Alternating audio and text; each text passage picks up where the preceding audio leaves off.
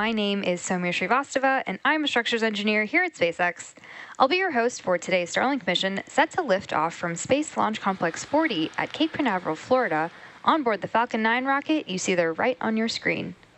In a few seconds, we should see those clamp arms beneath the fairing open up, and then the strongback should begin to retract away from the rocket.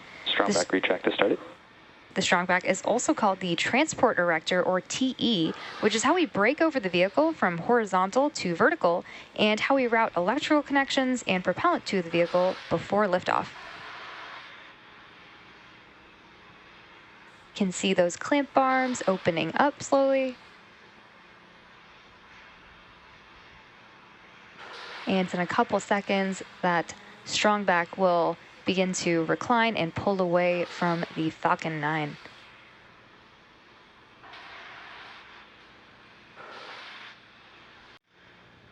Falcon 9 is in startup. And there's that call out, which means that the flight computers have taken over and the rocket is on internal power. And in a couple seconds, we should hear confirmation from the launch director. Go for launch. And you just heard the launch director has given the final go to proceed for launch. So now let's sit back and watch as Falcon 9 takes our 52 Starlink satellites into space. T-minus 10, 9, 8, 7, 6, 5, 4, 3, 2, 1.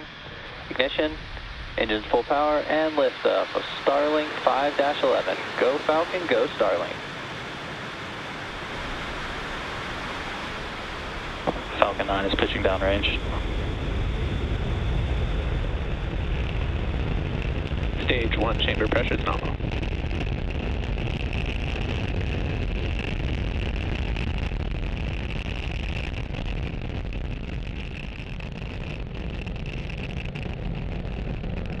At T plus 30 seconds, F9 has successfully lifted off from Slick 40 at the Cape at 3:10 a.m. Eastern Time.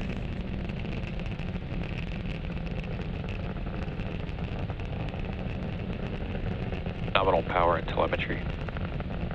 F9 is currently going through the throttle bucket, which is when we throttle down the 9 M1D engines in preparation for max Q.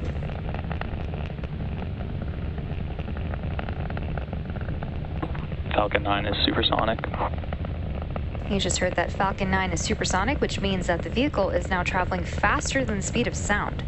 You should be hearing the call out for max Q shortly. Max Q. And there it is. And max Q is the point at which the vehicle experiences the greatest amount of external stress as it ascends through the Earth's atmosphere.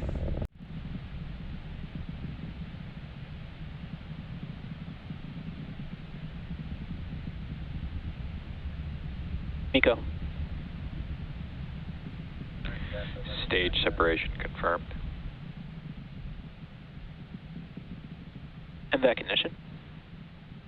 Solid callouts there on MECO, stage separation, and SES-1 should be coming up on fairing separation in just a couple seconds. Fairing separation confirmed. And there you can see those two fairing halves separating and falling away from the second stage. Both of the fairing halves that flew on today's mission are flight proven, with one half flying for the 4th time and the other its 5th. We'll be attempting to recover both fairing halves using our recovery vessel, Bob. Coming up in a couple of seconds should be the entry burn startup on stage 1. The entry burn slows down the first stage so that all of that heat loading and structural loading from the atmosphere FTS is saved. doesn't go straight into the vehicle. Startup. There you can see that entry burn has begun, where stage 1 has relit 3 of its engines, engines 1, 5, and 9, to slow it down for atmospheric reentry.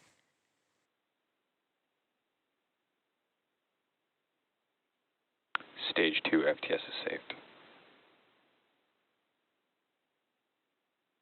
Stage 1 entry burn shut down. Stage 1 landing burn. You can see Stage that 2 terminal guidance. the stage 1 landing burn has started in preparation for touchdown on our drone ship. Just read the instructions. Keep an eye out for the landing legs that are scheduled to deploy just a few moments before landing. Stage 1 landing confirmed. And Falcon 9 has now successfully landed, marking the 9th successful landing for this booster.